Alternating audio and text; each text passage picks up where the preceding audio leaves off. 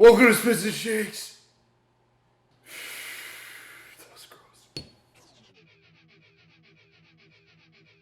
This is the show where we deep dive into songs, pairing those songs with a cocktail. Today's episode, we're going metal. We're talking Pantera's Cowboys from Hell, and we're going to pair that with a black tooth grin. If you haven't noticed already, I am souped the fuck out with a Spins and Shakes t-shirt thanks to our friends from Prestige Promotions. Thank you guys, the one-stop shop for all your branding, promotional merchandise. They're good friends of ours, and I love the shirt. Thank you. What you are going to need. It's not complicated. Guys, this is the simplest drink we've ever made on this show, and somehow it's the most dangerous. Coca-Cola and Crown. That's it. If you don't have Crown Royale at home, that's fine as well. You can use any whiskey or rye. Doesn't really matter. The drink is still gonna f you up.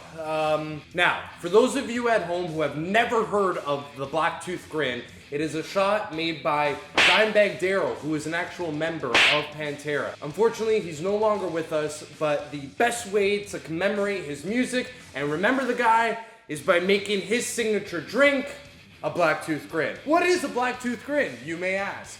It's essentially just 4 ounces of whiskey with a dash of Coca-Cola on the top.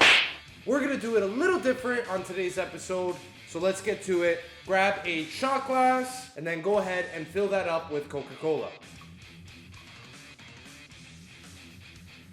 The taller the shot glass, the better, trust me. Grab your Collins glass or something similar looking to this one in my hand, and we're gonna place that upside down, and we're gonna put our Coca-Cola inside.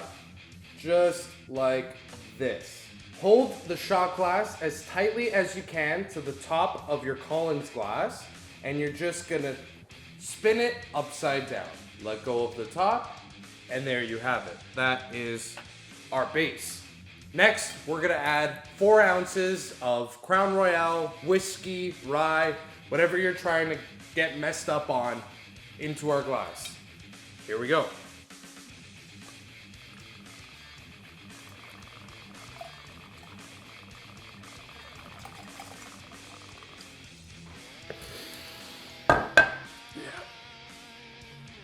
And there you have it, a Black Tooth Grin. This, is this even a cocktail? Like, is it?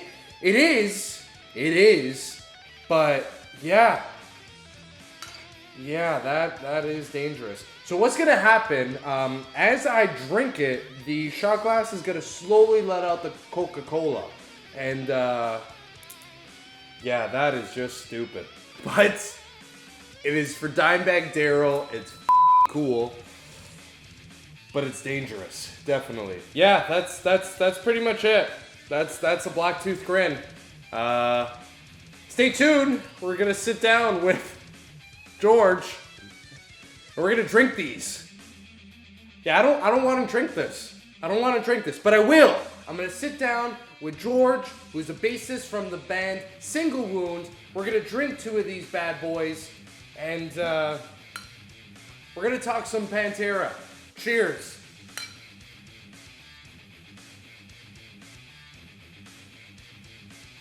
Courtesy of Pantera, specifically their guitarist, Dimebag Darrell. He was the person behind this drink. He created the drink.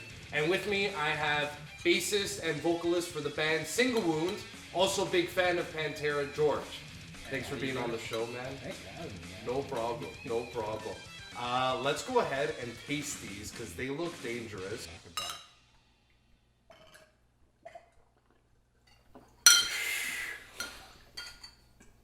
Okay. No, just take out the thing. Alright. Here you go. We'll get you a refill on that one. Okay, so I have a Black Tooth Grin. He had one. The song that we're pairing this drink with, Cowboys from Hell. Yeah. Alright, the reason why I wanted to do that, if I was a cowboy from hell, the only thing I would be drinking is this. That song is awesome. It's so chug heavy, and the way that opening riff really just pulls you in, and like, you know, it gets the crowd really like you want to jump around and just like once it just really dives in, it goes all hell breaks loose, Right.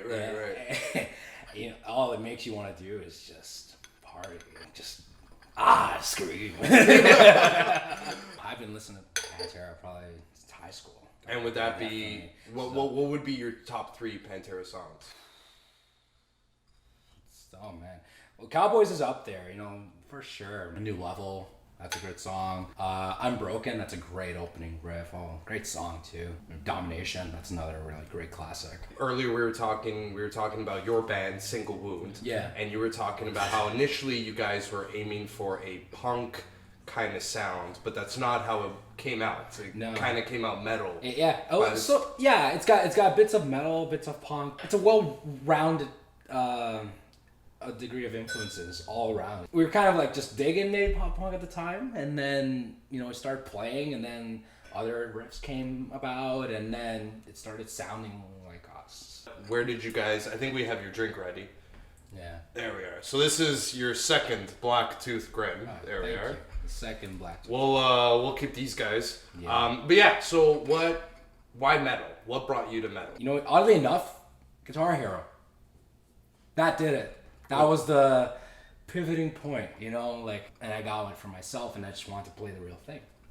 Fair enough. And once I did, was there a song specifically, or is just the actual? Yeah, guitar? the soundtrack, and then just not any specific song. Just once I started doing it, it was another language I could speak, and it drew me, and I just took to it like.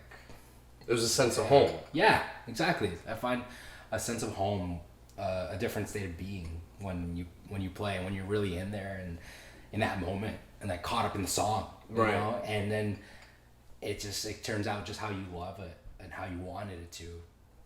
No better feeling than that. When I was younger and I found punk, for example, what I connected to immediately was the lyric content and more so like the actual spirit of the songs, like the energy of like I got bullied a lot when I was younger. And the energy from punk music and more specifically metal music, it's basically saying like screw all of them, you're gonna be okay, right? But you're gonna be weird. Yeah. Be weird, be different. Own it. But there's nothing there's nothing wrong with that, right? So did you kind of have a similar No, definitely. I did get bullied when I was young, like what kid hasn't? Like kids are mean, right? Kids are mean. They say all kinds of shit. Especially kids that don't listen to punk or metal. Exactly. So like having finding community in the music is another big thing, because that's something that you felt was yours and yours alone. At that point, you don't feel so alone. You don't feel like you're getting bullied or like it matters. What people say. It's just like you. This is me and I own it and this is what I love, and a bunch of people stand with me, so we don't need you. You guys, right? Absolutely. You find a community of like-minded individuals that's like, I went through this too. Let's jam about it, right? Yeah. Is that kind of how you found your bandmates? In a way, because like their drummer Gabriel, like he and I went back about since high school, right? So it was a very similar feeling because we felt sort of a little alienated in our height, so like, but we became good friends, and then once we started playing, it's like that. Right. Yeah. So why Pantera? What brought you to Pantera? Why Pantera? It's just because they're badass, man, and they're, like these guys, they were legends in their time, and that music is timeless. It's just something that it doesn't get old no matter how many times I listen to it. Right. Every time I listen to any of their albums, I just feel like it brings me back to that time. Sure, I was very young, but when I discovered it, that's what brings me back to. Now we're all in this pandemic together. Yeah. A lot of us are in quarantine, or a lot of us are out of jobs. Our industries are going down and whatnot. Yeah. I know a lot of musicians, artists, and just people that play live music. They're going through a lot right now, and to reminisce on the good times, what do you miss the most about playing live? What do you miss the most? What do I miss the most about playing live? About performing.